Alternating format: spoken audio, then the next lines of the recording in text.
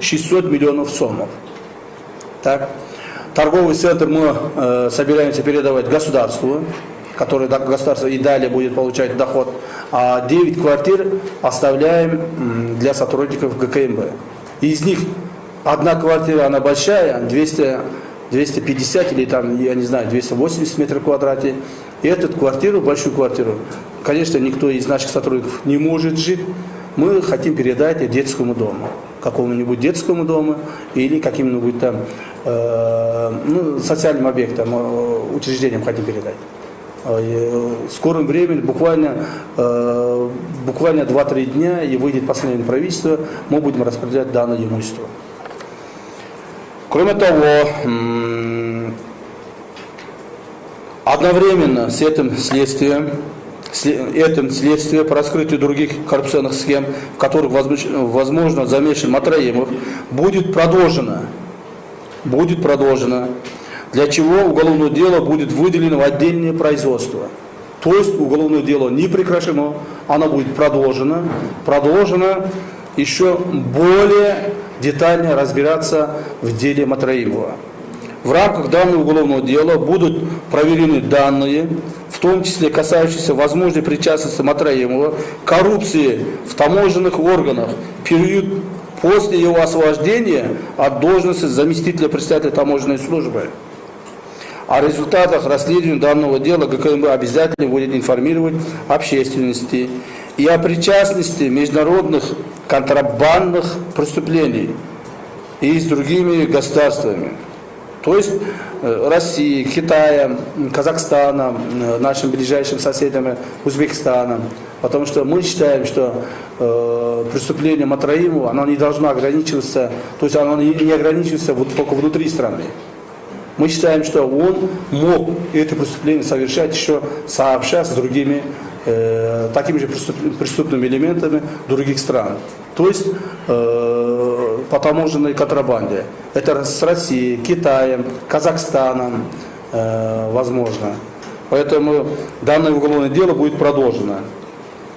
Есть таблица возмещения. Я думаю, эту всю таблицу я вам не буду перечитывать. Теперь я хотел бы вам подробную информацию дать, какие имущества мы получили и по каким ценам, чтобы общественность было это понятно. Так, мы получили нежилое помещение с земельным участком общей полезной площадью 6900,8 квадратных метров, расположены по адресу город Бишкек, проспект Джибек-Джолу, 381, улица Ибраимова,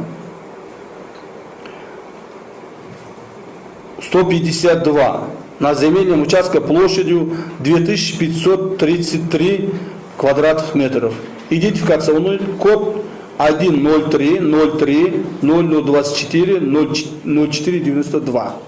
То есть данное имущество было полностью на него зарегистрировано. Определение рыночной стоимости земельного участка нежилого помещения происходило следующим образом.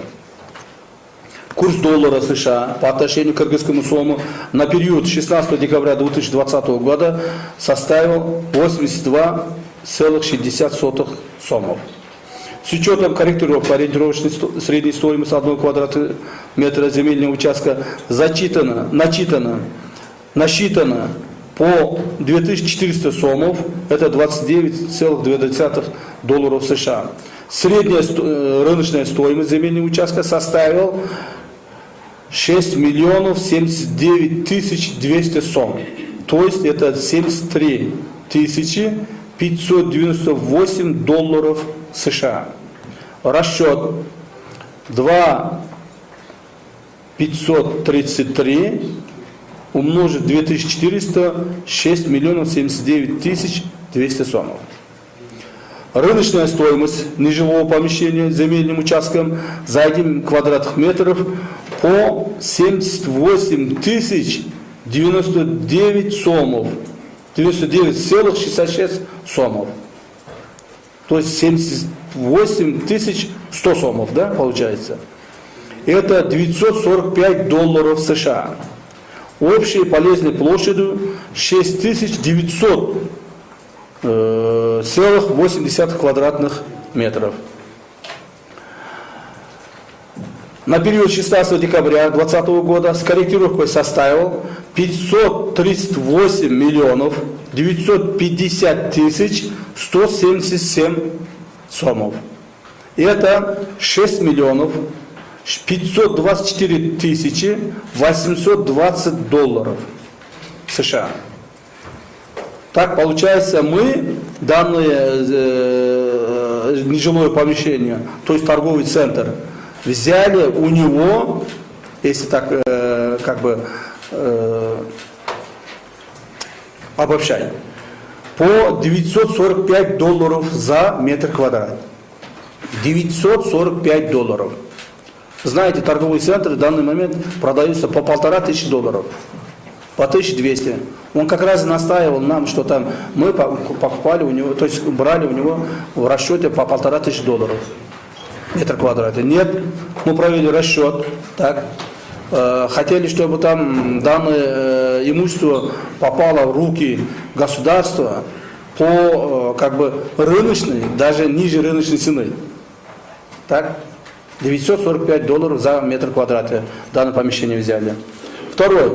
Квартиры в количестве 9 единиц, общей площадью 1032,8 квадратных метров.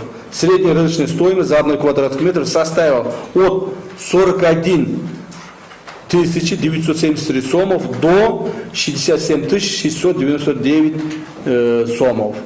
В зависимости от общей площади предоставленной квартиры. Общая сумма за указанные единицы квартиры составила 56 миллионов 353 тысячи 202 сомов. Это в долларах получается 682 тысячи 242 долларов США.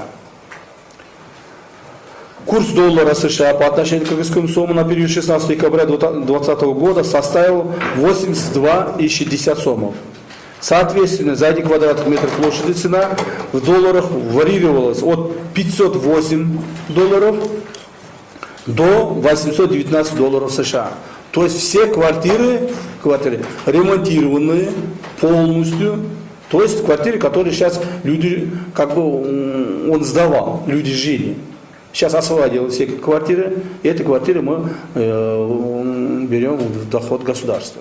Только одна квартира требуется, оказывается, ремонт, мы эту квартиру отремонтируем и передадим социальным учреждениям. Таким образом, уважаемые коллеги, мы сегодня по Матраимову обещанных его выявленных 2 миллиарда сомов возместили государству. Теперь еще что осталось у меня вам сказать.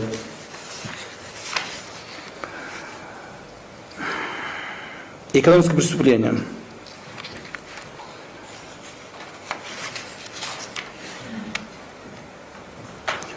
По линии правоохранительной и судебной системы, то есть должностных преступлениях, хотел бы до вас довести маленькую информацию. Так, по линии правоохранительной и судебной системы. По факту создания устойчивой коррупционной схемы при конкурсном отборе кандидатов в управление патрульной милиции, далее УПМ, ГУВД город Бишкек, а также при прохождении врачебной комиссии в медицинском управлении МВД Кыргызской Республики. В результате за систематическое получение взяток задержаны заместитель начальника ГУБО МВД Кыргызской Республики, полковник милиции Нурсат Валдиев. Возместил бюджет государства 2 миллиона сомов. И начальник медицинского управления МВД Кыргызской Республики, подполковник милиции Джакопов. По факту получения взятки в сумме $50 тысяч США за возврат ранее арестованного контрабандного груза задержаны бывший заместитель руководителя аппарата правительства Кыргызской Республики Калмуратов и экс-заместитель председателя ГСБ Джамгырчиев. Ведется следствие. Пресечена деятельность, Пресечена деятельность преступной группы из числа сотрудников СБО, МВД, причастных к фактам фальсификации доказательств сбыта наркотических средств. В рамках проводимой работы по пресечению противоправной деятельности сотрудников правоохранительных органов Кыргызской Республики, причастных к покровительству незаконному ввозу контрабандного ГСМ, при этом задокументирован факт незаконного ввоза более 6 тысяч тонн ГСМ. Принятым мерам в бюджет государства возмещено 30 миллионов сомов. За незаконный сбор денежных средств у руководителей территориальных подразделений госрегистра для покрытия расходов избирательной кампании одного из политических партий задержаны директор государственного управления «Кадастр» Маматов и директор государственного агентства земельных ресурсов Ботобаев. При этом установлено причастность к данному преступлению бывшего председателя ГСБ Таирова, который также задержан и водворен в СИЗО ГКМБ. В рамках проверки обращения жителей Гурской области возбуждено уголовное дело по факту рейдерского захвата угольного месторождения и незаконной реализации угля был задержан старший прокурор отдела Ошской областной прокуратуры Омирзаков и его 7 сообщников. В ходе следствия установлен предварительный ущерб государству в сумме 50 миллионов сомов. По факту коррупции при разработке и внедрении автоматизированной информационной системы местный суд, судебной системы Кыргызской Республики и заключение фиктивного договора с одной из IT-компаний на разработку программного продукта задержаны руководитель учреждения информационных технологий, отдел при судебном департаменте при Верховном суде Кыргызской Республики Атликеева и руководитель IT-компании ОСО «Центр бизнес и инноваций» Задорожный. В ходе следствия установлен предварительный ущерб государству в сумме 8 миллионов сомов. Также проверяется причастность к данному преступлению у руководства Верховного суда Кыргызской Республики, ведется следствие. Здесь конкретно есть причастность к данному преступлению председателя Верховного суда Кыргызской Республики. Мы подготовили про нее полностью документированную документацию. В скором времени подадим дисциплинарную комиссию. Если они одобрят, мы ее привлечем к ответственности. То есть задержим и себе приведем. По факту внесения неправосудных решений, ущерб государству и незаконного обращения задержан судья Верховного суда Кыргызской Республики Осман Алиев, который, не имея соответствующих законных источников дохода, приобрел и эксплуатировал многочисленные объекты движимого и недвижимого имущества. У него около 20 квартир по городу. При этом в настоящее время за причастность к аналогичным фактам незаконного обращения проверяются другие представители судебной системы. Мы будем проверять каждого судьи Верховного суда. Так, об этом я еще позже скажу вам, кого как мы проверяем. На сегодня мы уже подали на 3 судьи дисциплинарную комиссию. Если сегодня-завтра они примут решение, мы их сегодня-завтра же задержим. Выявлены факты вынесения судьям неправосудных решений в пользу преступной группы лиц, завладевших рейдерским путем имуществом иностранных инвесторов. По факту создания, я фамилию не буду перечислять, потому что это у нас по секрету идет, по ним сейчас рассматривается дисциплинарная комиссия. По факту создания устойчивой коррупционной схемы в процессе осуществления прокурорского надзора за систематическое получение взяток были задержаны прокурор Аламудинского района Чуйской области Стакеев и его заместитель Мойдунов. В данный момент еще рассматривается несколько таких дел по прокурорским работникам. Вот общая моя информация. Если есть ваши вопросы, я готов ответить спокойно, можете задать. Каждый может получить ответ. Пожалуйста. При ответе я могу эти документы поднимать, поэтому не спеша можете получить информацию. Пожалуйста, задавайте. Емин районундағы 9 жаштағы өспірімдің тарихы бойынша қандай тиіштүү чаралар көрүлүп жатат жана эмне белгилүү болду? Биринчи суроо, ошондой эле кийинки суроо жана Жалал ат санаторийиндеги басып алуу иштерине сиздин тиешиңиз бар экенин айтып атат, анан ошого кандай комментарий бересиз? Биринчи сурооңуз эмнени айттыңыз эле? Кемин районундагы 9 жаштагы кыздын видео кайрылуусу. Өзүңүздөр жакшы билесиздер, бул видео кайрылуу коомчулукка тараган. Ошонун негизинде мен атым аталгандыгына байланыштуу мен Чүй облустук башкармалыкка тапшырма бергем. Мен өзүм ал жака чыгууга мүмкүнчүлүгүм болбоду, убактым жетпеди. Алар барып жеринде текшеришти. Жерин текшерүү буга чейин да жүрүп атат. Азыр дагы ал үй бүлөгө материалдык жардам биздин сотрудниктердин тарабынан көрсөтүлдү, кызматкерлер тарабынан. Мыйзамдуулугу боюнча бүгүнкү күндө иштер жүргүзүлүп жатат. Жанагы каяка мен тиешем? Вот Жалал-Абадтагы курорт боюнча мага бир видео келет. Ал жерде ошо видео курортту басып алам деп барган адамдар менин атымды айтышып, якобы от меня получили разрешение. Так? После этого я дал поручение своим сотрудникам по Жалал-Абадской области управления. Они выехали на место, обнаружили этих людей, так, и начали проверять их законность их действий. Получилось так, что эти люди незаконно действовали. Их приказы, которые они показывали в руках, были незаконными.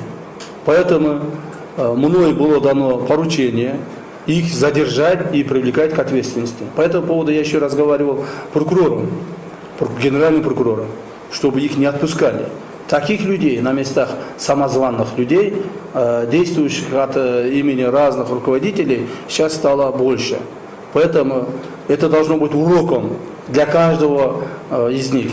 Никто вне закона, то есть не может завладеть никоим образом, никаким имуществом. Это чужое, или это собственное, или государственное. Тем более какие-нибудь там государственные должности. Поэтому этих людей, двоих, в данный момент задержаны. Они сейчас находятся в СИЗО Жалал-Абадской области, то есть УВД Жалал-Абадской области. Бақыт Төрегелдіұлы, Азаттық радиосы. Райымбек Матраимов түзген коррупциялық схемадан мемлекетке келтірілген шығын 2 миллиард сом эмненин негизинде эсептелип чыкты? Кандай негизде? Анан акыркы иликтөө чыкты Азаттыкта Райымбек Матраимов жана анын жакындарына тиешелүү чет өлкөдөгү мүлктөр табылдыбы? Анан ошол иликтөөгө реакция болобу? Улуттук коопсуздук кызматы маалымат тараткан, Райымбек Матраимов түзген коррупциялык схемада башында 40га жакын киши катышкан дейт. Алар кимдер? Кармалгандар барбы? Аты жөнүндө турат. Дагы бир суроо, ушу Матраимов Магнитский тизмесине кирген боюнча сиздин реакцияңыз. Анан Улкунбаевдин журналист издөөчтөрү жүрүп жатабы, алардын каякта экени азыр сизге атайын кызматка белгилүү. Анан жыйынтыктоштур эми сиз баары бир саясатчысыз да. Бирден бербейсиз, эсиме чыгып калды уже не айтканыңызды. Конституцияны өзгөртүү боюнча сиздин пикириңиз кандай? Анан башкаруу формасын тандоо боюнча референдум өткөрүү тууралуу. Урматтуу журналисттер, насчет Матраимова, я думаю, я вам дал подробную информацию. То, что там Матраимовым было нанесено ущерб государству, бюджету около 2 миллиардов сомов, было установлено следствием. По ходу следствия было установлено. Каким методом они устанавливали и каким образом это 2 миллиарда, а не 1 миллиард или там 5 миллиардов, это все установлено следствием. Это раз. Следствие подробно здесь рассказывать я не смогу. Самое главное, я скажу, что Матраимов сам захотел с нами сотрудничать. Он рассказывал подробную информацию, каким образом он нанес. Например, один из эпизодов я могу рассказать. Он говорит о том, что мы спрашиваем, где вы эти деньги взяли? Они говорят, с каждой машины, которая переходит границу Китай, Кыргызстан, они получали от 500 до 3000 долларов. Так? За его время работы мы посчитали примерно, сколько машин должно пройтись, и каким-то образом ущерб оттуда тоже вышло. Так? Он открыто рассказывал. Да, он открыто рассказывал фамилии тех людей, с кем он это делал. Так? Я уже, по-моему, назвал вам фамилии нескольких людей. Там начальник Ольской таможни там был, замначальник республиканской таможни был. Так? И с них мы как бы возместили около 53 миллиона сомов. Я уже говорил. Есть у нас список 38 человек, которые были причастны к данным таможенным преступлениям. Из них около 10 мы уже как бы проверили, отпустили. Потому что они, оказывается, ни при чем были. А остальных проверяем. Вот один заплатил 8 миллионов, другой заплатил 12 миллионов, третий заплатил 30 миллионов. То есть они, каждый будет платить по мере нанесенного ущерба государству. Четыркулы мүлктөр боюнча я уже мне азыр айтып өттүм сиздерге. Вот я уже вам рассказал, что там по Матраимову дело не закончено. По Матраимову дело теперь будет расследоваться его причастности к внешним связям, контрабандным связям. То есть мы будем расследовать его имущество в других странах, в Дубае, в Америке, Европе и других азиатских странах. Если они найдутся, если мы как бы докажем, что у него не имеет какие-то отношения к этому имуществу, естественно, мы будем принимать меры, законные меры. Я еще раз предупреждаю, что по Матраимову дело еще не закончено. По Матраимову мы дальше будем расследовать. Я всех журналистов, общественности и других людей, причастных к этому делу или знающих чего-либо по этому поводу, просим сообщить нам. Джуншалиев Опумбаев боюнча дело находится в Генеральной прокуратуре. Они являются военнослужащими, поэтому данное дело расследует военная прокуратура.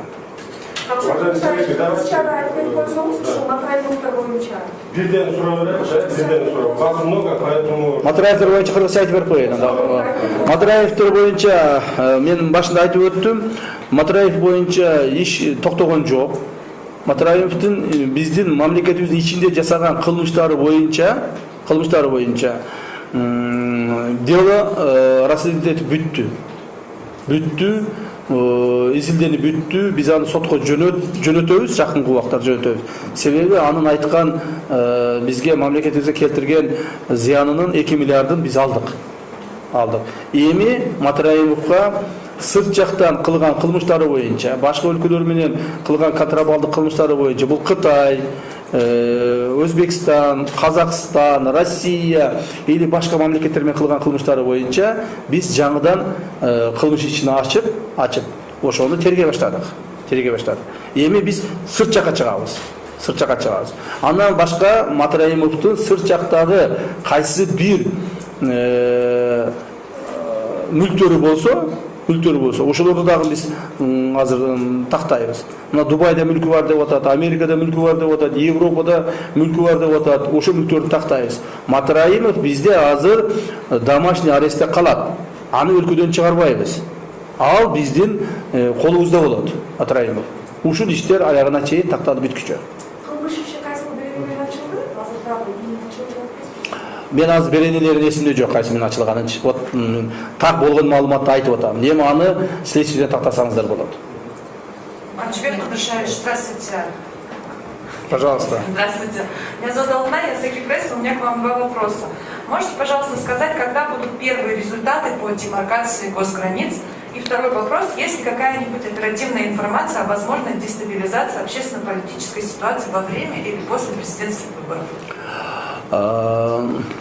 Насчет демаркации, делимитации госграниц, я являюсь председателем государственной комиссии по данному вопросу. Мы уже один раз провели с нашими соседями, коллегами с Узбекистана. И данная работа была проведена, как бы, всегда так было. По госграницам, когда обсуждаем, это просто так легко не проходит. Мы, например, последний раз, когда обсуждали с узбекскими коллегами, 3 часа 05 минут ночью только подписали протокол. Понимаете, какой тяжелый разговор был? Тяжелые переговоры были. 3 часа мы только подписали. 3 часа ночью подписали данный протокол. О чем мы договорились? Мы договорились об общих наших границах, о принципах нашей работы. И в основном разговаривали по части демаркации госграниц. Что при проведении демаркации, при установлении границы, данную работу проводили повсеместно. Не каждая страна отдельно, а повсеместно. Даже о принятых местах, о принятых решениях мы должны исполнять вместе, чтобы ни один шаг земли не переходило к другому государству или каким-то образом мы по незнанию не перешли в сторону других государств. Поэтому данная работа будет продолжена. И результаты, они сразу не наступят. Результаты будут, но мы будем очень внимательно будем эту работу проводить. Кроме того, второй вопрос по части, возможны ли какие-то дестабилизационные ситуации после выборов, возможно, но мы будем пресекать это все. Мы будем пресекать этой ситуации. У нас все данные имеются, кто чем занимается, какой кандидат готовится к этому, даже документируем. После выборов по отношению этих кандидатов будем принимать меры. У нас есть конкретная информация, что некоторые кандидаты не ведут предвыборную кампанию, а готовятся к дестабилизации ситуации после выборов.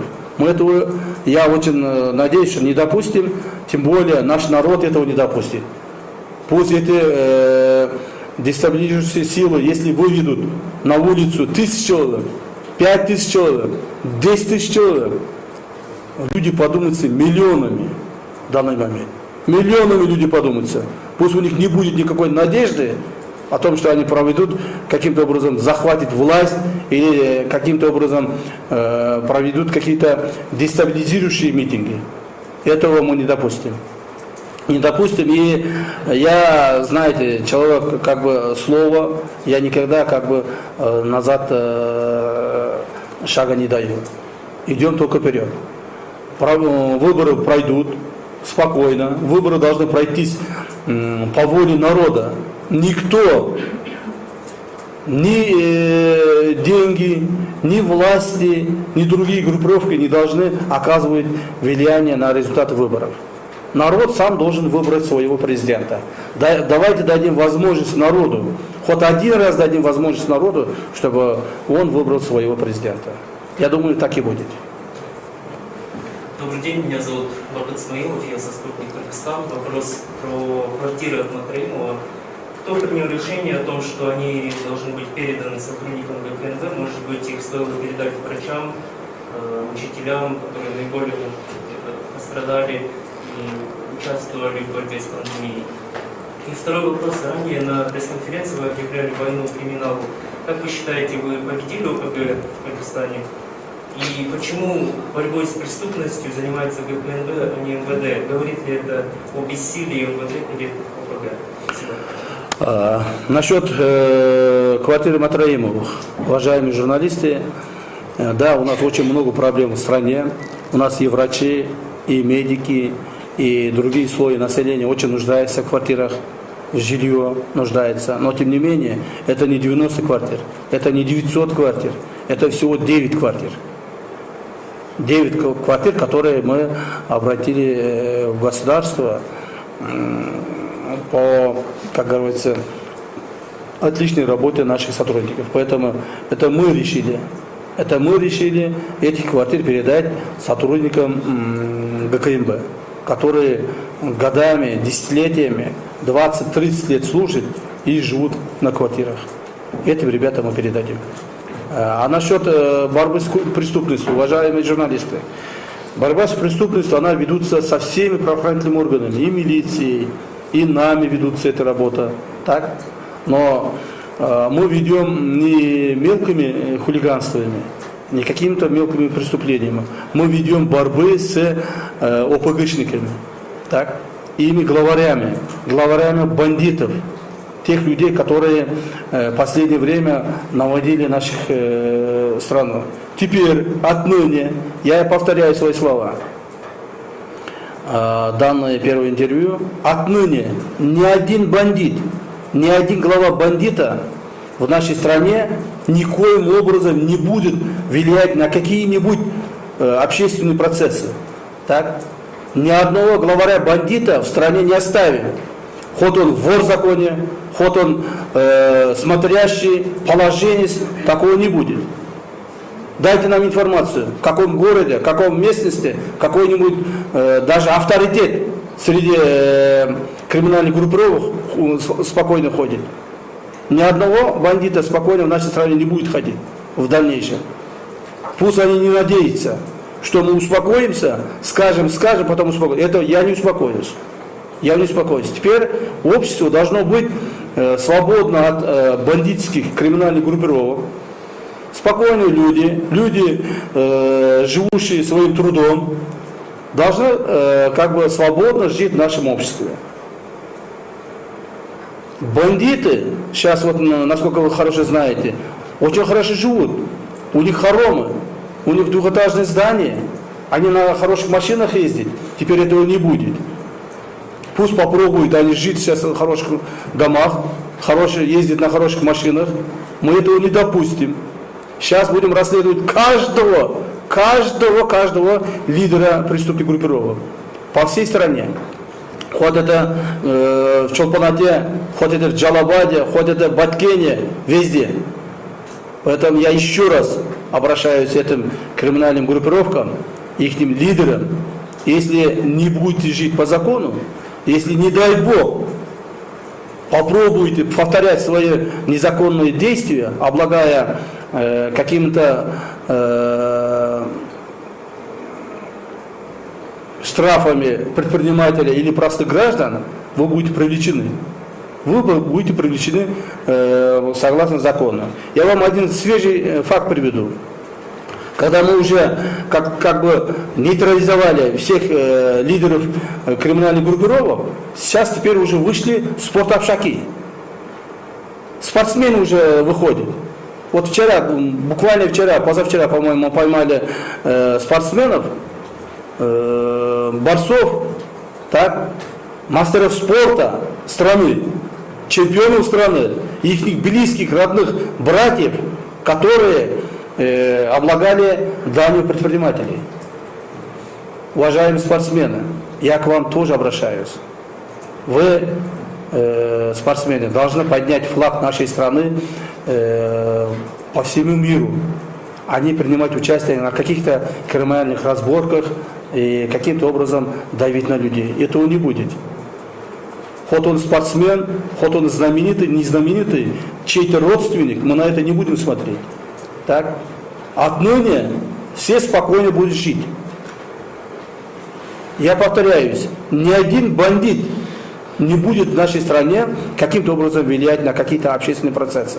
Ни на выборы, ни на какие-то там должностные дела или каким-то образом предпринимательские дела. Но среди предпринимателей тоже очень много людей, которые с бандитскими группировками работают. Мы вас также выявим скоро. Как вы кормили бандитов, как вы им дан платили добровольно, этого не будет. Если какой-то лидер криминальных группировок останется в нашей стране, значит он будет жить только по закону. По закону не будет жить, мы его или в тюрьму отправим, или он будет жить в другой стране. Этого я обещаю. Я как глава ГКМБ этого обещаю. По всей стране. Говорят, что Досонова не ловит. Досонова поймаем. Досонова в скором времени мы поймаем. Никуда Досонов не денется. Мы знаем, где он находится. В соседних государствах находится. В Таджикистане находится. Переходит в Узбекистан. Только к нам переходит. Мы его поймаем скоро. И ему жить спокойно не будем. Вот недавно два человека из досоновской группировки, США, как бы отреклись от своих прошлых криминальных действий. Они публично выступили, мы их отпустили пока. Мы их пока отпустили. Но если дальше заметим, что они там каким-то образом будут привлечены к каким-то криминальным делам, мы их будем привлекать. Поэтому, уважаемые журналисты, уважаемой общественности, дайте нам информацию. Вот недавно, буквально 3 дня назад, как бы задержали двукратного чемпиона мира по алышу. Двукратный чемпион мира по алышу. Тоже занимается криминальными разборками. Так? Тоже спортсмен.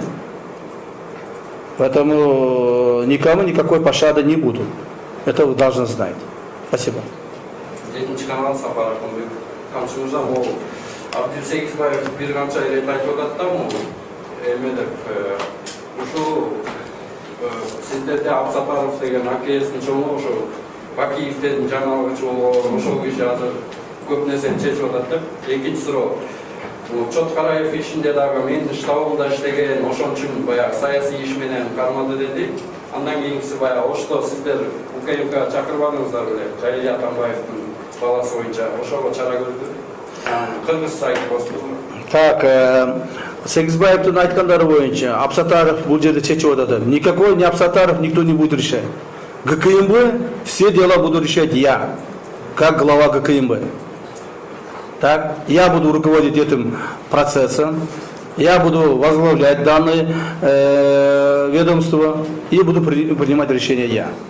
Естественно, наши уважаемые сотрудники в этом мне будут помогать, в этом будет собирать все соответствующим образом документирование. Так, по части не дадим сдать? Чоткараев боюнча. Чоткараев никоим образом не связан его работой с Сегизбаевым. Так. Чоткараева возбудили уголовное дело по контрабанде золота, которое было совершено, по-моему, или 3 или 4 года назад. Так? Сейчас ведутся следствие, по окончании следствия суд будет принимать решение. И здесь никакой Сегизбаев никакого отношения не имеет, и тем более его штаб. Жалил Атамбаев боюнча, урматтуу журналисттер, бул боюнча мен бир эки сөз айтып кетейин. Өзүңүздөр жакшы билесиздер, бүгүнкү күндө мамлекетибизде ушундай оорчулук болуп турганда, коомубузда моундай пандемия басып турганда, элдердин жашоосу кыйын болуп турганда, суук болуп көчөдө моунтип баардыгы ушундай болуп турган маалда Жалил Атамбаев эмне кылып атат? Миңдеген адамдар топтолуп той берип атат. Биз ойлойбуз бул элдин коомчулуктун бетине түкүргөндүк болот. Так, эгер ошо адамдын байлыгы болсо, адамдын көп имуществосу болсо, башкасы болсо, берсин элге, мамлекетке берсин. Мына той кылып, тоюнда 3-4 жанагы машинаны призге коюп, бул деген өтө мындай элди тоготпогондук болуп эсептелинет. Мындан ары андай болбойт. Андай допуска этпейбиз. Анын баласы бизде иштейт экен, баласы эми үйлөнүптүр, үйлөнгөнүң үчүн деп туруп, аны жумуштан айдап берсек болбойт деген таризде баласына строгий выговор бердик. Строгий выговор бердик. Эми баласы жакынкы 1-2 жылда по лестнице, по служебной лестнице не может подняться за поступок отца. Так? Теперь пусть это будет уроком для всех богачей. Для всех богачей пусть это будет уроком. Да, свадьбы у нас должны быть. Свадьбы должны быть. Тойлор болуш керек, башка болуш керек. Но надо мен караш керек да бир баягы моралдык жакта дагы. Анан сырткары мына соттор боюнча мен жана айтып атпадымбы? Сотторду биз кантип текшеребиз? Соттор мына айрыкча жогорку соттун соттору, мына бул ошол соттор, жогорку сот 35 сот бар экен. Баары 570 жиптерде жүрүшөт. Мерседестерди минип жүрүшөт. Гелендвагендерди минип жүрүшөт.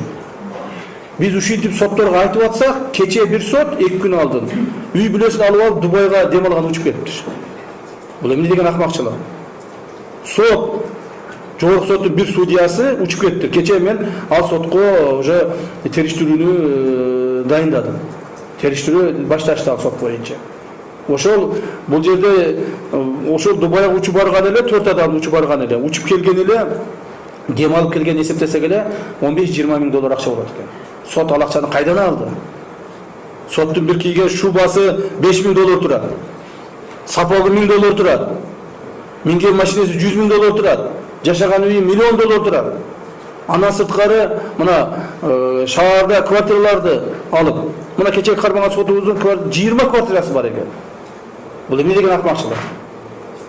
Демек, биз буларды тартипке келтирмейинче коомубуз оңолбойт. Коом оңолбойт. бардық сотторда ар бир сотты карап чыгабыз. Согласно декларации. Декларация эмне жазылган? Ошо менен жашайт. Декларация жазылганбы? Баягы ВАЗ-2106 деп жазып коюшат. Ошону минет. Эч кандай жип минбейт судья. Так, декларация жазылганбы? Панельный дом двухкомнатной хрущевки. В этой хрущевке будет жить он. Это судья. Никаких-то хоромах он не будет жить, который стоит миллионы долларов. Этого я обеспечиваю. Это обеспечу. Почему? Потому что нам нужна социальная справедливость. Уважаемые журналисты, социальная справедливость. И этого пока кто-то не возьмется, если мы будем вот так проходить, друг на друга не трогать, не замечать, не смотреть, будем как бы потихоньку жить, значит, эта социальная справедливость будет продолжаться. Мы этого не допустим. Вот я как бы воспользуюсь вашим присутствием, хочу обратиться к каждой судье, каждому государственному чиновнику, депутатам депутатам парламента, всем хочу обратиться. Уважаемые, живите посредством, живите посредством. Например, депутаты парламента, посмотрите, там приезжают на машинах, на дорогих машинах приезжают, а ее декларацию поднимаешь, у него этой машины нет декларации. А у него спрашивают, откуда машина? Он говорит, у родственника. Понимаете ли? Все они научились свои богатства прятать через родственников. А у родственника кто? Родственник находится где-то там в Аиле, он работает колхозником. И у него в записи имеется 570 джип, который стоит сотни тысяч долларов. Ребята, поэтому прятать. Сейчас я знаю, многие из вас начнут продавать свое имущество, многие из вас начнут там переадресовать другим своим родственникам. След-то остается. Каждого из вас мы будем проверять. Поэтому я вам советую что? Я вам советую, продайте, давайте свое имущество и в доход государства. Или передавайте в доход государства. И это буду работать я досконально. Пожалуйста. Виктор Ильич, вы подняли огромный пласт коррупции, криминала. За свою жизнь не боитесь? Но моя жизнь, она есть жизнь моего народа. То есть я свою жизнь посвящаю своему народу. И мне Бог и мой народ дал шанс, такую работу, такую возможность. Я хочу воспользоваться этим шансом. Чтобы для народа, для общественности использовать всю мощь, всю возможности государственной власти для того, чтобы привести порядок в обществе. Так? Никого шадить мы не собираемся. Ни родственников каких-то больших людей. Я по этому поводу, первый раз, когда сюда наступал, в эту должность, мы по этому поводу разговаривали с Адамом Нургоджоевичем. И мы с ним договорились, что никакого влияния, родственных связей, землячества, других моментов не будет. Так? Я так и буду поступать. Камчик Кудыршевич, я прошу прощения, у меня несколько вопросов. По одному, пожалуйста, дайте. Да. Вы сказали только что по идее Верховного суда, да, вы говорили, что возможно будет привлечение к ответственности Гульбара Калиева. Можете конкретно сказать, за что? Это раз. Во-вторых, вот здесь нам читатель задает вопрос про Нурбеку Аканову, задержание спортсмена в Баше. Можете тоже подробности сказать? Подробности о каждом деле я говорить не смогу, потому что ведутся следствия. Как бы раскрывать тайны следствия я не смогу. Но тем не менее, я вот как бы достаточно открыто рассказываю. Насчет Гульбары Калиевой, председателя Верховного суда. Да, по отношению к ней возбуждено уголовное дело, дело расследуется. Мы подготовили, мы нашли достаточное количество доказательств о привлечении ее к уголовной ответственности. Мы данную как бы уголовное дело передали в дисциплинарную комиссию. Дисциплинарная комиссия, если примет решение о согласии привлечения ее к уголовной ответственности, мы ее привлечем, несмотря на то ее большую должность. Так? Мы считаем, что она нарушила закон, посредством чего нанесла как бы большой урон государству. Вот поэтому данный вопрос расследуется, оно будет доведено до конца. Я думаю, мы свое дело сделали, передали в дисциплинарную комиссию, еще раз повторяюсь. Оно примет решение, вход сегодня, мы завтра ее задержим. Если не примет решение, тогда мы законное право не будем иметь. По какому факту? Да, уточните, пожалуйста. Факты я могу озвучивать здесь, потому что это тайное следствие. Но я вам уже рассказал, что имеется достаточных доказательств о привлечении к уголовной ответственности. Камчыбек мырза, мына 30 жылдан бери кыргыз эли ушундай чырмалган жемкорлордун баягы туткунунан чыгарылган эл ойгонуп катуу бир күч менен келатат. Анын үстүнө жанагы мыйзам, баш мыйзам элдик референдум менен өлкө башчысын шайлоо бир күнгө келип такалганы бул элдин эң акылдууларындагы жемкорлорундагы ушу 30 жылдан бери ким эмне иш аткарып жүрсө ошонун баары козголгон учурда сиз өтө жооптуу жана кооптуу ишке отуруп калдыңыз. Сиздин мындай бир кооптуу ишиңизде ийгиликтерди каалайбыз. Жанатан бери угуп отурсак, 2 айдан бери аябагандай буга чейинки укпаган цифрларды угуп, ошонун баарын ишин мындай өзүбүзчө ич алдыбызда баалап атабыз. Бирок мындан аркысы да жакшы болсун, сизге ийгиликтерди каалайбыз. Бирок эл жана орус тилинде айтып кеттиңиз, кыргыз тилинде да айтсаңыз, ошондой болсо дагы эл тынч эмес, жүрөк тынч эмес. Болуп көрбөгөндөй окуя болгон атат, бурулуш окуя болгон атат кыргыздын тарыхында. Ошондуктан сиздер баягы чоң милдетти жүктөп аркалап турасыз. Эл тынч жатабы? 10 январда кандай өтөт? Рахмат. Кыргызча айтып койсоңуз, кечиресиз.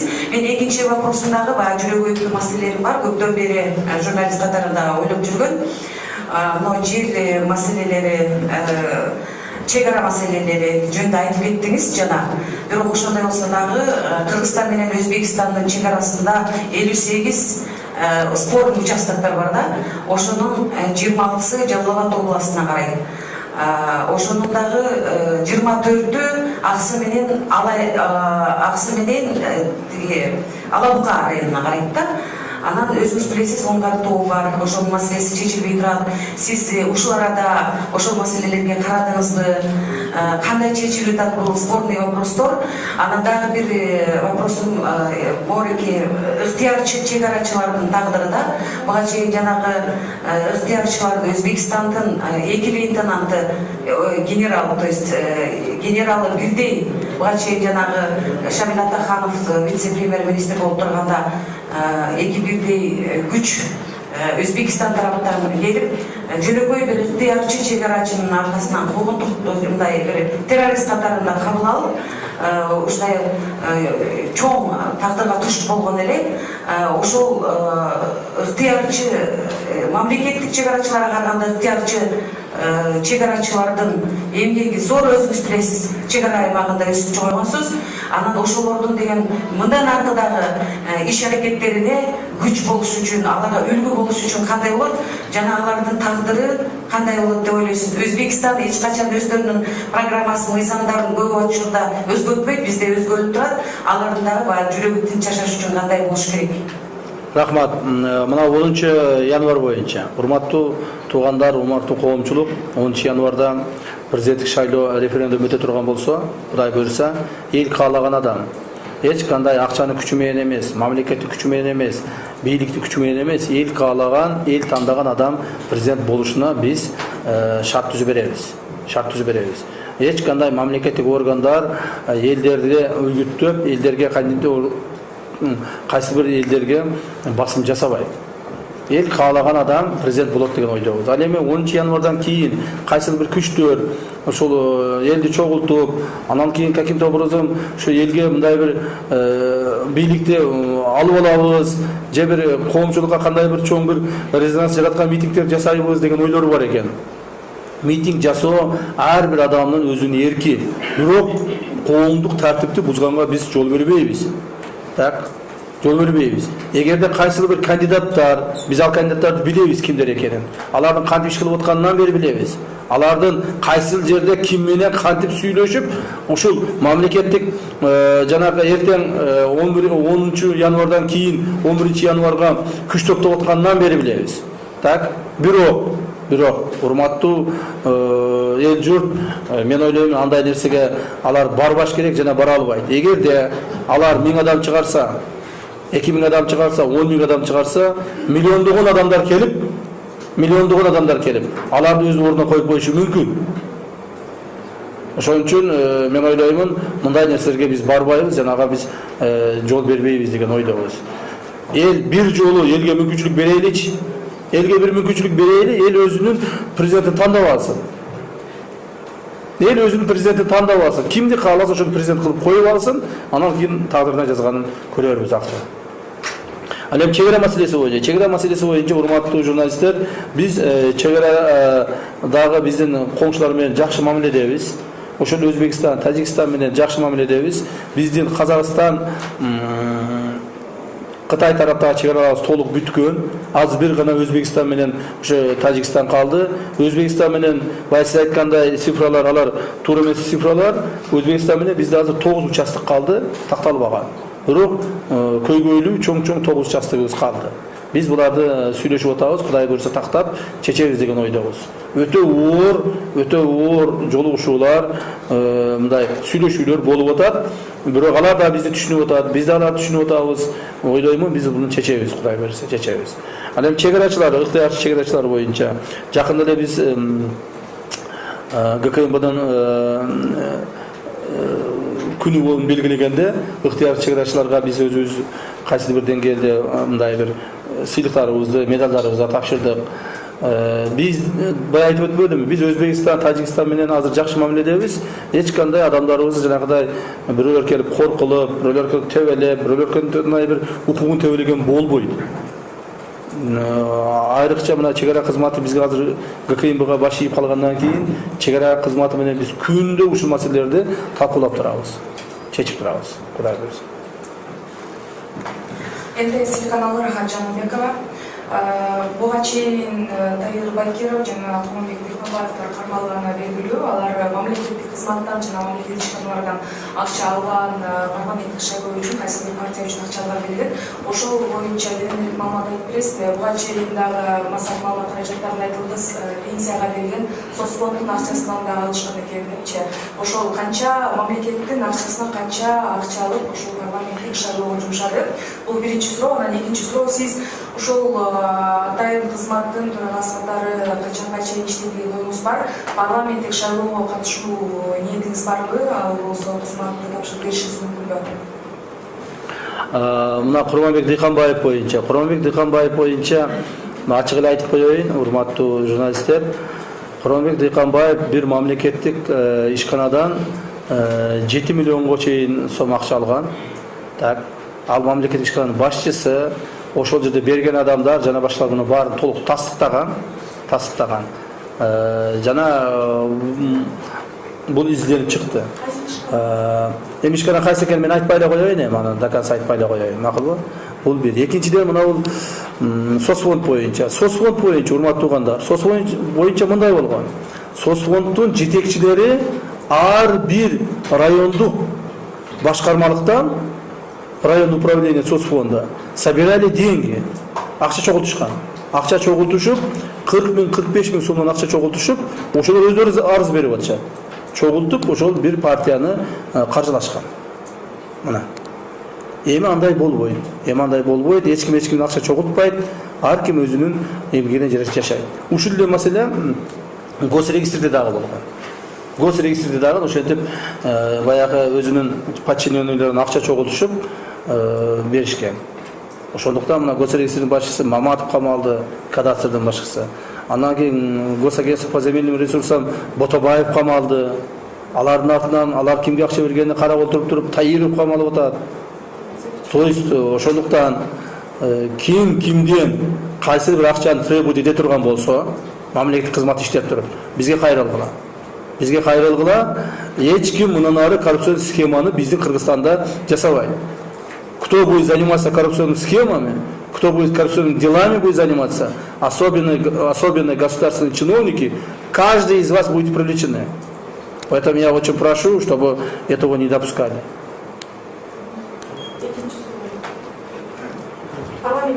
Экинчи сурооңуз эмне? Парламенттик шайлоого арасында Эми азыр мен мамлекеттик кызматта иштеп атам. Кудай буюрса, ушул мамлекеттик кызматта Алла Таалам берген мүмкүнчүлүккө жараша, денсаулыкка жараша иштейм деген ойдомун. Здравствуйте, Капчиев Павлович. У меня такой вопрос. Вот вы начали свою пресс-конференцию, вы упомянули о работе внешней разведки и разведки. Скажите, пожалуйста, а в каких странах вы имели в виду, что нарастает террористическая опасность для Кыргызской республики, где проводится работа по выявлению, ликвидации вот этих угроз? Из каких стран идут угрозы? Это первый вопрос.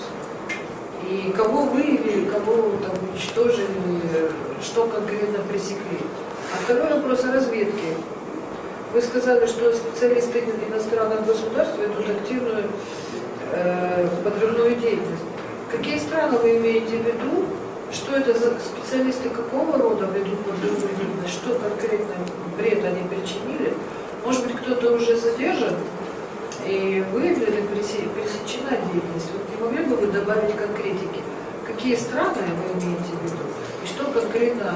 Так, по линии терроризма, уважаемый журналист, по линии терроризма я уже вам как бы поставил известие о том, что по этой линии у нас ведутся работы в основном с восточными нашими соседями. Это и сирийское направление, иракское направление, афганское направление. Так?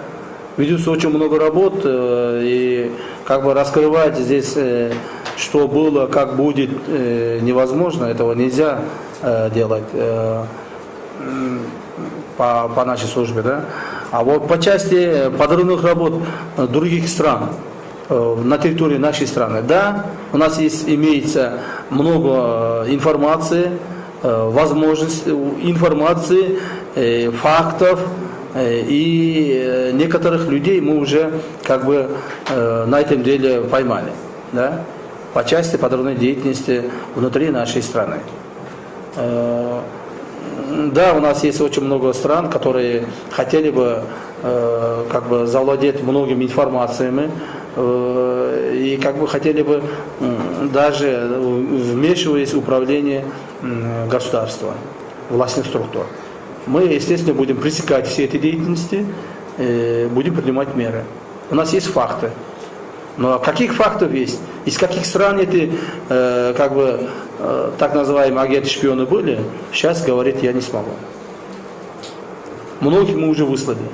То есть интересно узнать, какие страны работают против Кыргызской республики?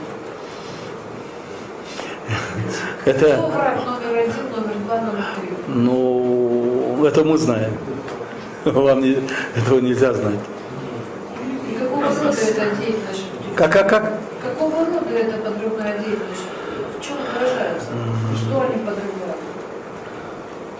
Это специфическая работа. Здесь как бы рассказывать, чем они занимались, тоже нельзя, невозможно. Поэтому только такими информациями ограничимся. Хорошо? Мақсат Респеков, 5-ші канал, Қамшин Кыршаевич. Сөзіңіздің башында криминалный күрөшүүнү коом жакшы кабыл алып атат дедиңиз. Бирок буга чейин Камчы Көлбаев, Раим Матраимовду кармоо операцияларын коомчулукта театралдашкан шоу катары баалашып, анан ар кандай талкууларды жараткан да. Буга кандай комментарий бересиз? Экинчи суроо, жақында эле ден соолугуңузга байланыштуу убакытта азганды, жумуш көп, чечип калыш керек дедиңиз. Ал кандай диагноз? Насчет вот этот задержания боюнча. Задержания боюнча биз Кабчык Көлбаевди мына келгенде эле ошол направление болгон. Бизде криминалдык структуралардын жетекчилери башка биз ал кишини кармамайынча, так называемый вора закона пока не задержим, мы не могли бы задерживать других. Понимаете?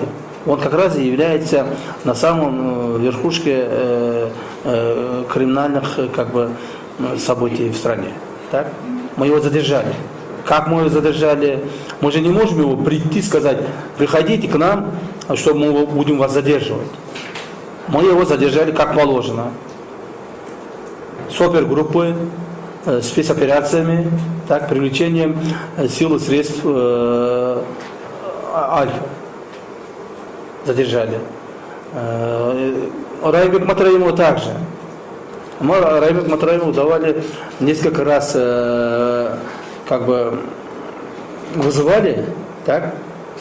Он не приходил к нам. Он не приходил. Потом по закрытым каналам мы ему дали знать. Мы дали знать, или мы его задержим жестко, или он сам будет приходить. Мы закрыли все границы, за ним наблюдали. Когда даже мы его задерживали, мы наблюдали, где он находился, с какой машины вышел, куда направляется, где кушал. Все это мы наблюдали. Потом задержали. Вот и все. А что-то плохого, что там мы задержали Кольбаева, и он находится уже 3-й месяц как бы у нас в заточении. Что плохого, что мы задержали Матраимова, и он оплатил 2 миллиарда сомов в стране, так? До этого ни копейки не платил. Ничего плохого, я думаю, нет, наоборот, это должно привести чувство других людей.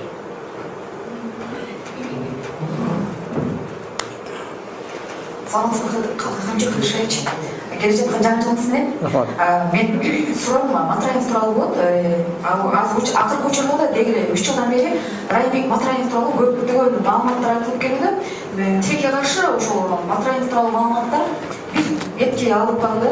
Например, ошол мезгилдеги Алмазбек Шаширович анын бачынын төрагасы Кубанычбек Кулматовдун эмнеге себептен аттары айтылбай жүрөт. Экинчи суроо батир тууралуу. Ошол батирлер жакын ошол Райбек Матраев өзүнүн жакын туугандарына берген батирлер экендиги айтылууда. Үчүнчү суроо Матраевден баштап ошол коррупцияга каршы күрөш. Камчы Көлбаевга келип бүтүп Бабановго жана башкаларга келгенде бармак басты көз кысты болуп калган болот да, буга кандай карайсыз? Жок, дайда Матраев боюнча эми ар ким ар түрдүү маалыматтарды тарата берет. Ар ким ар нерсени айта берет. Бирок аны мына досконально следствиени изилдеп келгенде ар түрдүү башкача болуп чыгып атат. Мына өткөндө эле баягы 700 миллион боюнча, азаттык тараткан 700 миллион боюнча. 700 миллион боюнча биз азыр расследование кылабыз. Ошол 700 миллион каяка кеткен, кимден кеткен, кимдин атынан кеткен, эмнеге кеткен.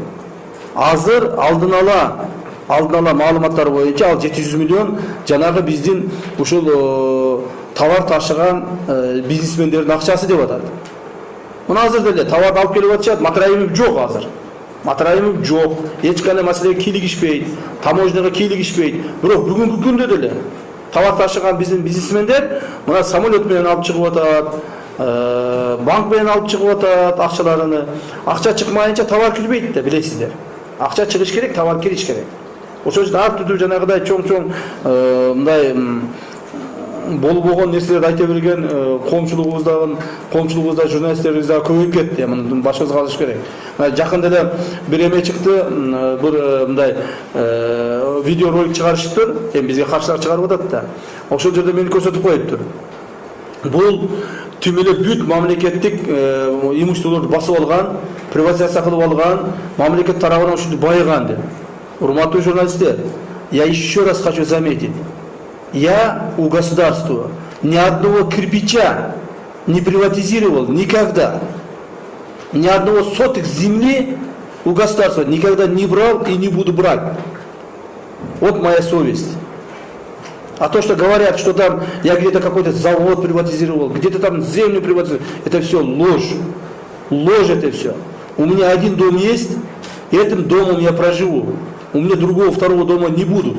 Я второй дом не буду покупать. Других квартир не буду покупать. Так? Я данный шанс Богом, народом, чтобы работать, управлять этим комитетом, чтобы принести пользу народу, я воспользуюсь. Я воспользуюсь. Я хочу остаться кристально чистым. Я хочу остаться кристально чистым. Вот по этому поводу у вас не должно быть как бы появляться какие-то сомнения. И ни от кого, вот мои сотрудники сейчас знают, я всем сотрудникам говорю, ни от кого, ни одной копейки брать я не буду. Так? И советую, чтобы все мои сотрудники также последовали этому, по этой линии. Так? По этой линии. Кроме того, наши сотрудники, также я хочу здесь обратиться, сказать, чтобы они тоже смотрят, до них тоже доведем. Чекист не должен жить богато. Чекист не будет жить богато. Он свою жизнь посвящает государству, народу. Да, у него достаточно должно быть дом, машина, все другое, но у него не должно быть никаких счетов. У него не должно быть никакие там дополнительные квартиры. У него не должно быть какие-то там большие сбережения в денежных отношениях. Чекист должен жить скромно и служить народу. Только такие люди будут служить в нашем комитете. Так? Как ранее говорят, что кто-то в нашем комитете живет очень богато, этого не будет. Я пресекать буду обратно своих сотрудников также. И с нашей стороны, со стороны наших сотрудников, никаких преследований не будут. Если какие-то постановочные коррупционные схемы они выработают, или до кого-то будет постановлять каким-то образом, постанову устраивать, этих сотрудников я жестко буду пресекать и наказывать. Поэтому у народа должна появиться надежда на чекистов. У народа должна появиться надежда. Так? Тот, кто работает в нашем комитете, должен быть чистым, честным человеком и преданным своей родине.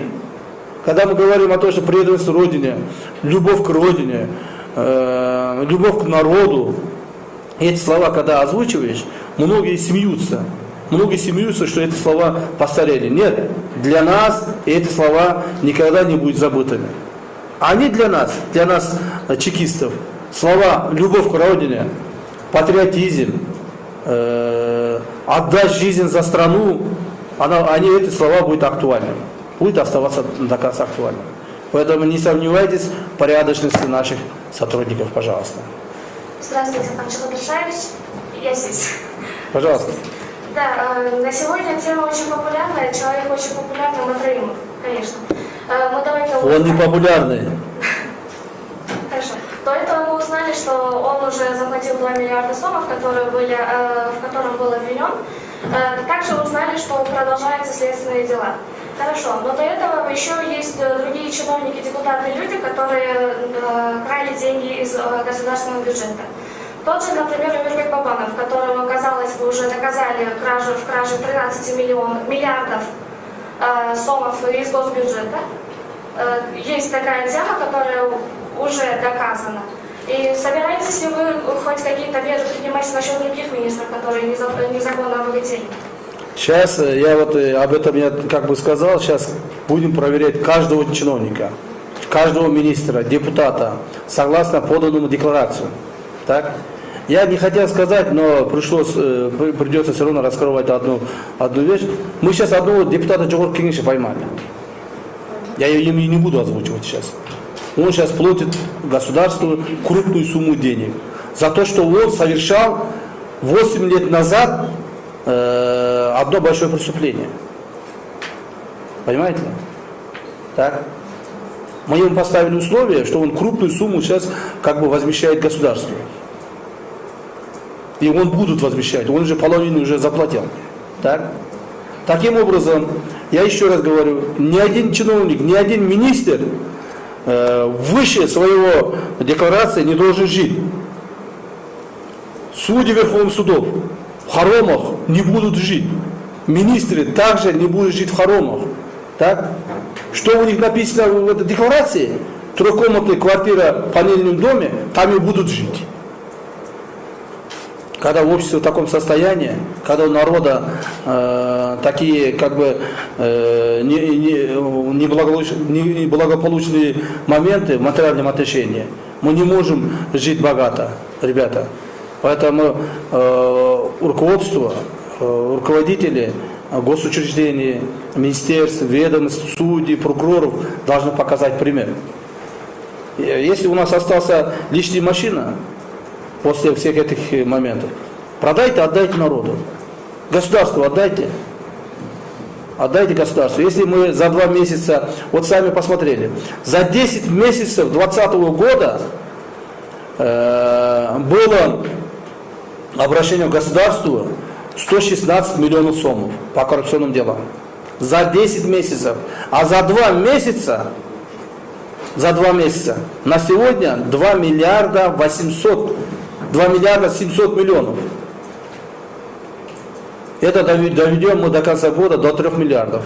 Считайте, вот за 2 месяца мы возместили 3 миллиарда сомов. 3 миллиарда сомов государству. Теперь с января месяца, я думаю, каждый месяц по 3 миллиарда будем собирать. Не 2 месяца, а 3 миллиарда. Теперь каждый месяц по 3 миллиарда будем собирать. Пока у чиновников, у коррупционеров не закончатся деньги. Так? Пока у них не закончатся деньги. Пока они не будут жить по средствам, по полученным зарплатам, по заработанным деньгам. Так? И теперь лишних вот этих, не только у бандитов, у преступников не должны, они ездят на хороших машинах. И чиновник не должен ездить на хороших машинах, если государство ему не предоставит. Так? Каждого депутата посмотрите сейчас. Каждый депутат сейчас пойдет, вот посмотрите парламента. Какой депутат из какой машины выходит. Посмотрите. И это все снимается сейчас. Собирается документация. Так? Собирается документация. И их причастности к каким-то бизнес-структурам. Многие депутаты, занимаясь депутатскими делами, но зато они зарабатывают большие крупные суммы совместно с другими бизнесменами. У каждого депутата есть своя фирма большая. Строительные фирмы есть, которые миллионы зарабатывают. Я вам один пример приведу. Недавно мы поймали одну фирму, так? Одного предпринимателя. То есть у нас недобросовестных предпринимателей тоже много, который платит в месяц 4000 сомов налогов. 4000 сомов налогов. Так? Пошли проверили его магазин. У него в магазине на 140 миллионов сомов товар имеется. У него в магазине имеется на 140 миллионов сомов товара. А он платит всего на 4000 сомов. Видите ли? Если общество, если мы на это не будем обращать внимание, мы также будем жить плохо. У него 140 миллионов сомов в обороте, пусть он хотя бы 1 миллион заплатит, а не 4000 сомов, ребята. Пусть хотя бы 1 миллион заплатит, а этот предприниматель платит всего 4000 сомов. А все вот это богатые люди, депутаты, судьи, прокуроры, чиновники, у него одевается. У него там один костюм стоит $5000, $7000, шуба стоит там 5-10 тысяч долларов. И они все там одеваются у него. Так? А он платит государству 4000 сомов. Вот таких фактов очень много. Есть одна фирма, которая продает ГСМ по фиктивным накладным, только ими не работает. У него оборотов миллиарды, обороты миллиарды, а он работает фиктивным вот этим накладным. Понимаете? Тогда когда у нас будет общество хорошо жить? Если мы это все не остановим, если мы не будем принимать меры. Сейчас у нас бюджет 170 миллиардов сомов. В ближайшее время, 2-3 года бюджет должен быть минимум 500 миллиардов. 2, 3, 4 раза мы должны поднять бюджет. Вот только тогда хорошо будем жить. Другого нет. Вот одна компания, акцизную марку, почти все выпускаемые продукции поддельной акцизной маркой пользуются. все как бы продукции у него контрабандные. И он спокойно живет. Он хвалится, что он там, у него там 50 заводов. 50 заводов ничего не платит. Он хвалится, что там обеспечивает людей работой. Но эта работа-то работой, но государству тоже надо платить. Он должен 60 тысяч платить, а он платит 2000. Понимаете ли? Вот таким образом мы будем еще и предпринимателей проверять. А добросовестных предпринимателей, которые там работают, своим трудом зарабатывают, мы будем поддерживать. Кроме того, тех инвесторов, которые к нам приезжают, раньше облагали, оказывается, как бы деньгами. Вот ты приезжаешь, вкладываешь столько в экономику, столько будешь отдавать на черное. Этого не будут. Ни один инвестор ни копейки не будет никому не платить. Ни бандитам, ни криминальным структурам, ни государству, то есть чиновникам не будет платить. Спокойно будешь отдавать на черное. Этого не будут. Ни один инвестор ни копейки не будет никому не платить. Ни бандитам, ни криминальным структурам, ни государству, то есть чиновникам не будет платить. Спокойно приезжайте, работайте. Я буду как бы гарантировать и обеспечивать вашу безопасность. Это моя работа. Пожалуйста, есть здесь вопросы или закончили? По-моему, я подробно рассказал вам все. 3 вопроса осталось. Жалпы амалым болгондо 2019 жылдан баштап укук коргоо органдары жаңы укук негизинде иш алып башташты да. Баратканын таанылган болбойт да. Анын алдын алуу боюнча же болбосо кодекстик кодекстерди өзгөртүү боюнча кандай да бир иш-аракеттер жүргүзө аласыздарбы? Бул биринчи суроо. Экинчи суроо, Теплоэнерго холдингдин жаңы башчысы Болот Жусупбеков жактан эле дайындалды. Анын мурдагы Жалал Абаддагы ээлеген кызматы боюнча Жалал Абад өлкөсүндө кылмыш иши козголуп, азыркы учурда тергөө иштери жүрүп жатат. Андан кийин анын кандайдыр бир кызматтык аракеттери каралабы, каралбайбы? Ар бир адамдын кызматтык аракеттери каралат. Эгерде кимдир бирөө мыйзамды бузса, аны жоло берүүгө милдеттүү. Бул бир.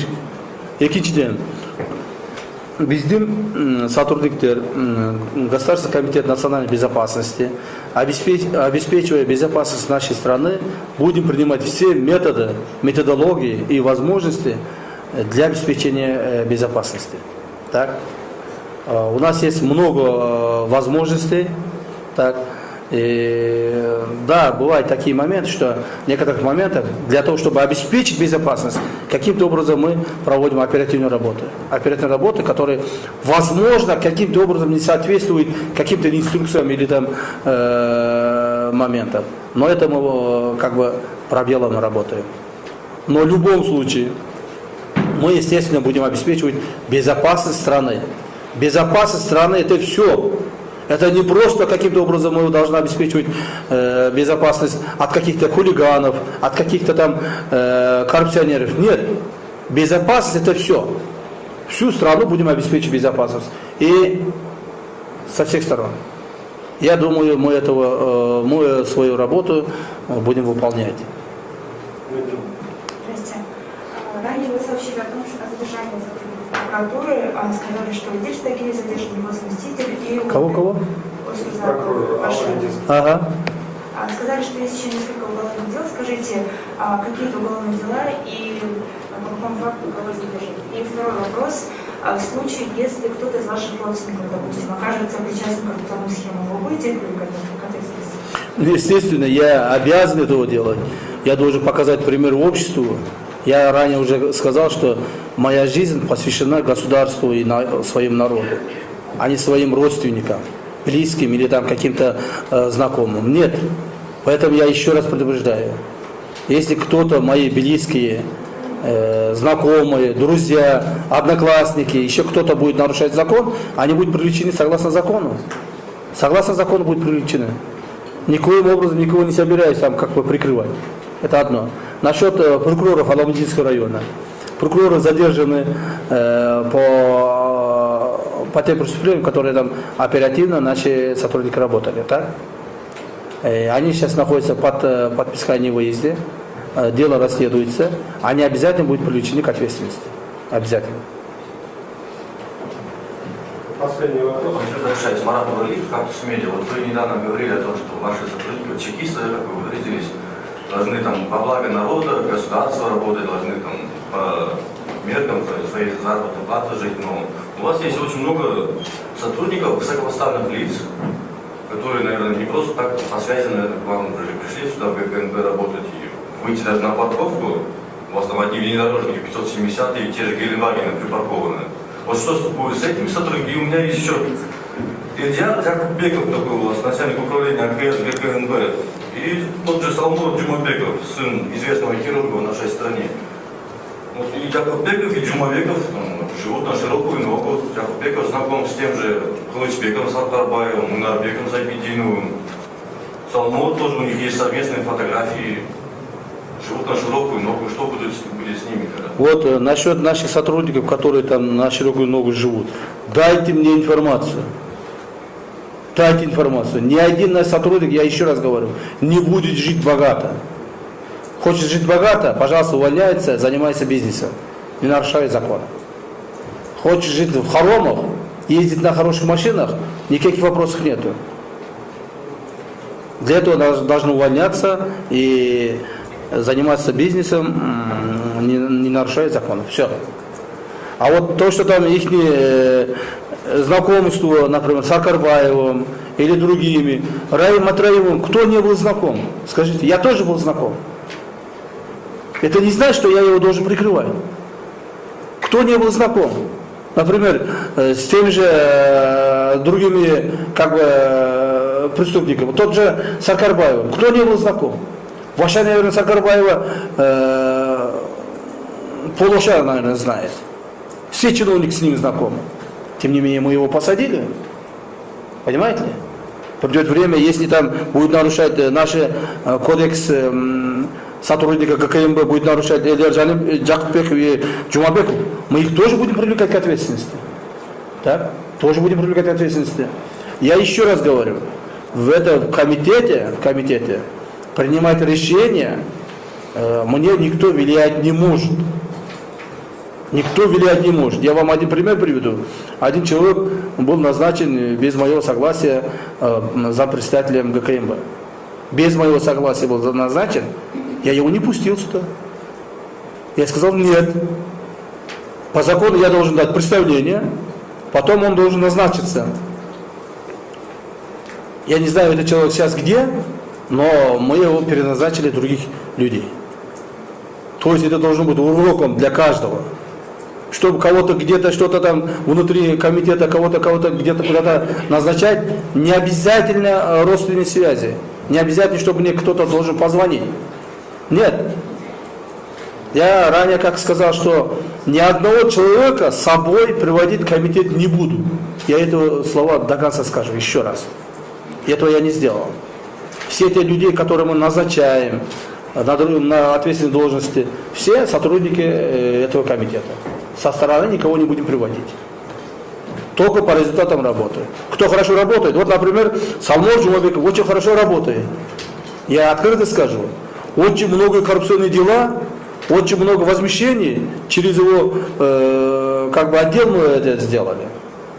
Салмур сейчас Джумабеков днем и ночью работает, но я его предупреждал. Это не значит, что он хорошо работает, какие-то уступки будут. Уступок не будут. Никому.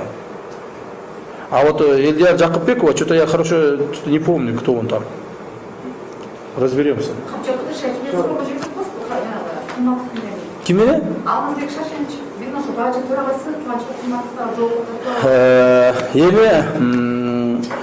Алмазбек Шаршеновичти жөнүндө мен көйлө айтпай коеюн. Ал киши азыр бүгүнкү күндө привлечен к ответственности согласно решениям суда.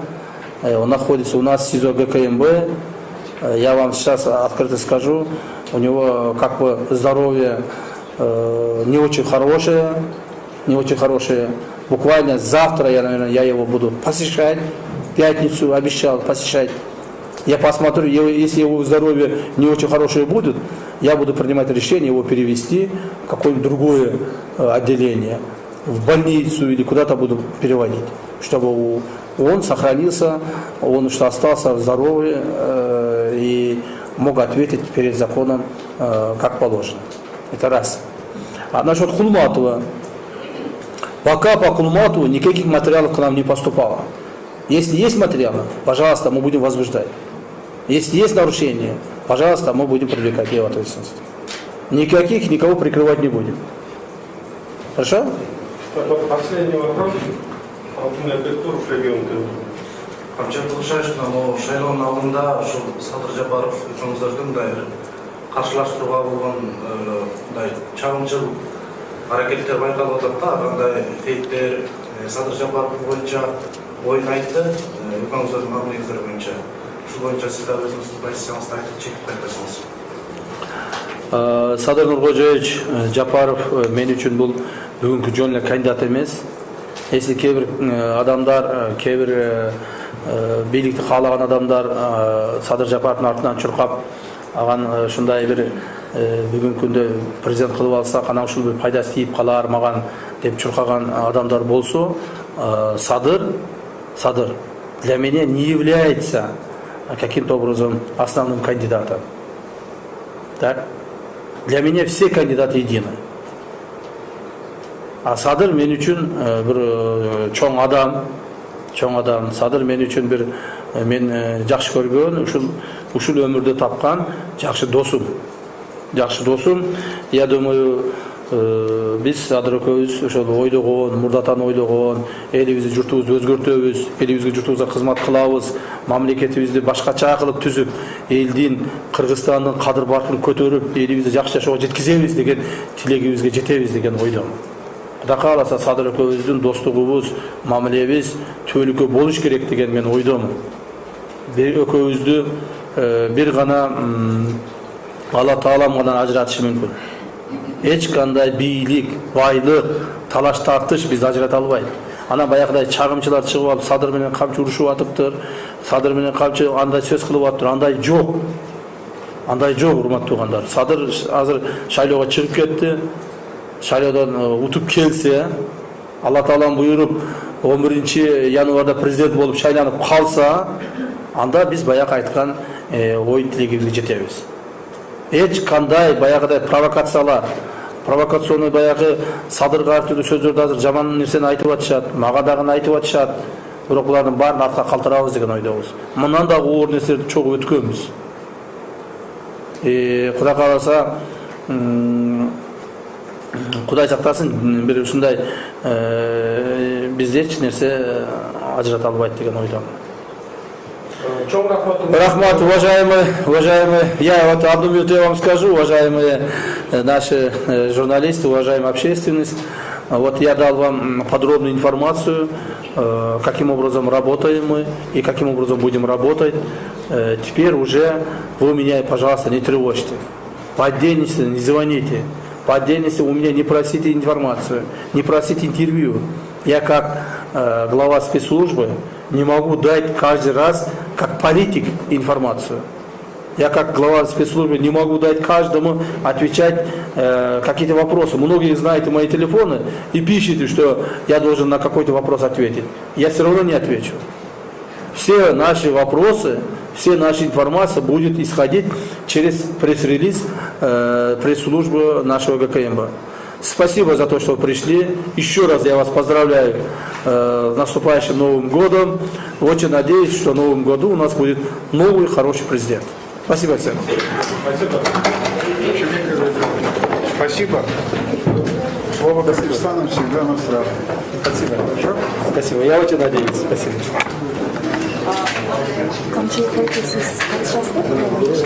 Неге? Ну, я көрсетеді, құдай көрсетеді. Да, вы не здоровы, что? Көреміз де. Если надо вытащить, қатышамын. Если не надо вытаскивать, қатышпаймын. Один солнце Жақында мен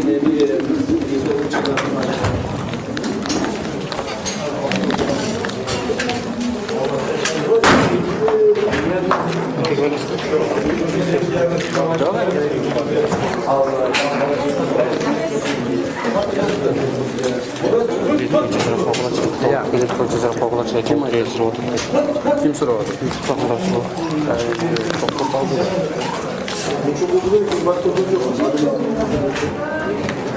Abi, şöyle göstereyim.